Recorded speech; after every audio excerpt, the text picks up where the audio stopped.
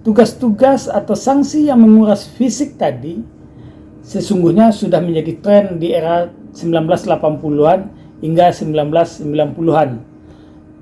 Hendaknya sanksi itu sudah harus ditinggalkan lantaran mungkin sudah tidak masanya lagi sanksi tersebut. Bagaimanapun juga, perubahan zaman menghadirkan kemajuan berpikir setiap generasi pada waktu ke waktu. Pelajar setingkat SMA hari ini tentu memiliki pola dan cara berpikir yang berbeda dengan generasi seusia mereka di masa 1980-an atau 1990-an dulu. Sebelum dilanjutkan, jangan lupa komen, like, subscribe, dan tekan lonceng untuk mendukung kanal ini bisa berkembang dan mengabarkan info-info inspiratif buat kita semua.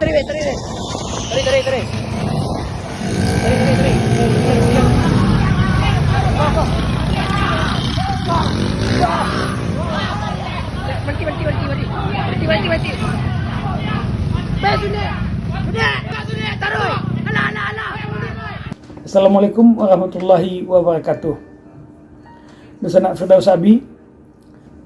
Dalam catatan sejarah, penanggalan kalender Islam baru digunakan saat sistem pemerintahan Islam dipimpin oleh Khalifah Umar bin Khattab. Ketika itu, 17 tahun setelah baginda Rasulullah hijrah dari Makkah ke Madinah. Atau momentum itu terjadi 7 tahun setelah Rasulullah wafat. Momentum tahun baru hijrah ini dijadikan sebagai awal untuk membangun masyarakat Islami.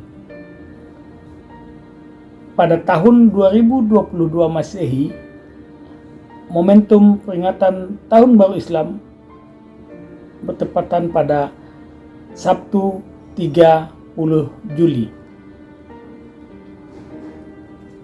Setelah 14 abad berlangsung, momentum tersebut tetap menjadi bagian penting dalam perjalanan anak manusia, khususnya umat Islam. Di masa 14 abad yang lalu, Rasulullah beserta sahabat melakukan hijrah ke Madinah untuk sebuah perjuangan menegakkan Islam, dan momentum itu dijadikan sebagai upaya untuk mengevaluasi diri bagi umat, baik pada saat itu hingga hari ini dan masa-masa yang akan datang. Momentum itu sekaligus dijadikan sebagai evaluasi diri, dan evaluasi itu harus benar-benar dilakukan, khususnya di dunia pendidikan di Sumatera Barat. Apalagi adanya aksi tawuran dari 3 sekolah di Padang beberapa hari lalu, ini menjadi sesuatu yang mengkhawatirkan. Aksi tawuran tersebut sudah sangat memprihatinkan. Para pelajar yang seharusnya berada di sekolah, berkonsentrasi menuntut ilmu pengetahuan, justru berbuat memalukan dengan melakukan serangan menggunakan senjata tajam, melukai lawan pelajar lain, dan ada yang diantaranya yang terkena yang tidak tahu menahu duduk masalah apa sesungguhnya yang terjadi. Mengutip dari apa yang dikatakan oleh Kepala Dinas Pendidikan Sumatera Barat, Barlius, kepada media, bahwa tindakan mereka yang terlibat tawuran tersebut bukan lagi urusan kenakalan remaja. Catat itu, bukan lagi urusan kenakalan remaja.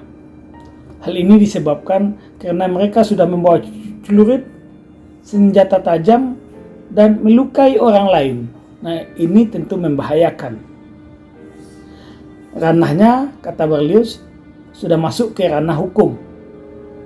Maka pihaknya pun menyerahkan kasus ini kepada pihak kepolisian. Sikap Barlius ini tentu patut kita apresiasi agar pelaku harus ditindak secara tegas sesuai dengan hukum yang berlaku. lantaran aksi mereka sudah sangat melampaui batas. Pada sisi lain, ketika langkah hukum itu harus mereka jalani, saatnya pula seluruh guru beserta pihak terkait di sekolah melakukan evaluasi diri dan lingkungan, sembari menemukan jawaban mengapa hal itu sampai terjadi. Tawuran tersebut tentu tidak datang secara tiba-tiba. Minimal ada pemicu yang berlangsung beberapa waktu sebelumnya. Pelatuk inilah yang seharusnya ditemukan oleh pihak sekolah. Mengapa mereka sampai beringas dan lupa diri, sehingga mau menyerang sekolah lain, kemudian melukai teman sebayanya. Evaluasi diri ini penting agar hal buruk itu tidak terulang. Perlu dilakukan langkah-langkah strategis agar pelajar hari ini memiliki pemahaman dan kesadaran yang utuh terhadap tugas dan tanggung jawabnya sebagai pelajar dan sebagai generasi penerus cita-cita bangsa. Bangsa ini tentu butuh kehadiran generasi penerus yang tangguh secara fisik serta memiliki 18 karakter pembentukan bangsa. Apa itu 18 karakter itu? Pertama, keimanan dan ketakwaan mereka. Kedua, jujur, disiplin, ikhlas, bertanggung jawab, memegang teguh persatuan, saling menghormati, memiliki rasa toleransi, mau dan turut serta bergotong royong, menjalankan nilai-nilai musyawarah, bekerja sama dengan banyak orang, tetap ramah, memelihara keserasian, membangun jiwa patriotisme, tetap sederhana, bermartabat dan harga diri, bekerja keras, serta pantang menyerah. Dari banyak kemungkinan temuan evaluasi tersebut, mungkin salah satu yang perlu benar-benar dievaluasi adalah soal hukum dan sanksi terhadap pelajar di sekolah. Selain kasus tawuran ini, hukuman tawuran sudah jelas disampaikan oleh Kadis Pendidikan Provinsi Sumbar, Berlius, harus diproses secara hukum. Tapi di luar kasus itu, sanksi atau hukuman terkait dengan masalah-masalah di sekolah. Misalnya saja seperti ini. Sanksi bagi mereka yang terlambat datang ke sekolah. Sanksi bagi mereka yang terlambat masuk ke kelas. Sanksi atau hukuman kepada mereka yang cabut atau terlambat menyelesaikan tugas, atau sanksi serta hukuman bagi mereka yang tidak mengerjakan tugas, dan sebagainya dan sebagainya. Pihak sekolah sebaiknya menemukan cara lain yang lebih variatif. Tidak lagi memberikan sanksi sekadar membuat surat pernyataan atau membersihkan kelas, atau membersihkan toilet, atau membersihkan pekarangan sekolah. Ada juga kalanya sekolah memberikan tugas tambahan untuk sanksi atau hukuman yang diberikan pada anak-anaknya. Dan lebih banyak lagi contoh-contoh lain sanksi yang diterapkan sekolah. Tugas-tugas atau sanksi yang menguras fisik tadi sesungguhnya sudah menjadi tren di era 1980-an hingga 1990-an. Hendaknya sanksi itu sudah harus ditinggalkan lantaran mungkin sudah tidak masanya lagi sanksi tersebut. Bagaimanapun juga, perubahan zaman menghadirkan kemajuan berpikir setiap generasi pada waktu ke waktu. Pelajar setingkat SMA hari ini tentu memiliki pola dan cara berpikir yang berbeda dengan generasi seusia mereka di masa 1980-an atau 1990-an dulu. Sehingga perlakuan kepada mereka juga harus berbeda. Tidak bisa serta-merta meniru apa yang dilakukan 10, 20, 30 tahun yang lalu pada masa ini. Ketika anak-anak di era lalu itu dihadapkan pada hukuman fisik, maka pada era sekarang hal tersebut sudah tidak memungkinkan lagi dilakukan, sehingga perlu dicarikan opsi khusus. Sanksi atau hukuman yang diberikan sebaiknya langsung ditujukan untuk meningkatkan pengetahuan mereka. Di antara bentuk hukuman langsung yang meningkatkan pengetahuan itu diantaranya adalah, misalnya, jika terlambat datang ke sekolah, mereka tidak lagi diminta untuk membersihkan pekarangan sekolah.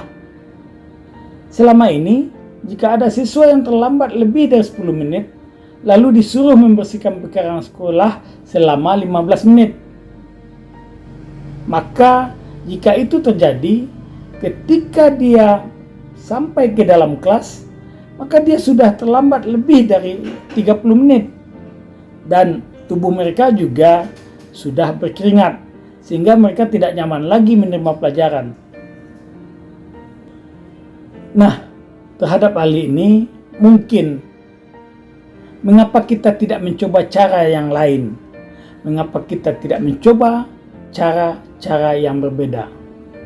Misalnya, yang berkaitan langsung dengan meningkatkan pengetahuan mereka adalah mengapa mereka tidak diberi buku.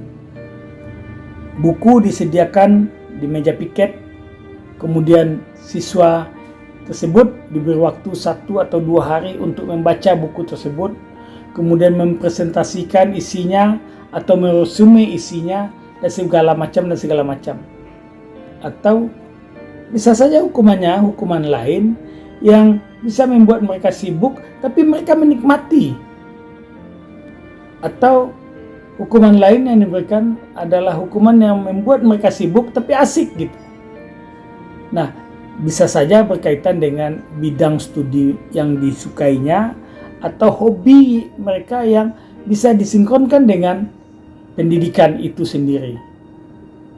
Terhadap pilihan ini, tentu pihak sekolah lebih mengerti. Tentu pihak sekolah lebih paham bagaimana mengelola ini, sehingga anak-anak sibuk dengan diri dan lingkungannya untuk hal-hal kemajuan peningkatan ilmu, pengetahuan, dan kecerdasan intelektual serta kecerdasan spiritual mereka. Sekian dan Sanak Firdaus Abi. Wassalam. Sampai jumpa.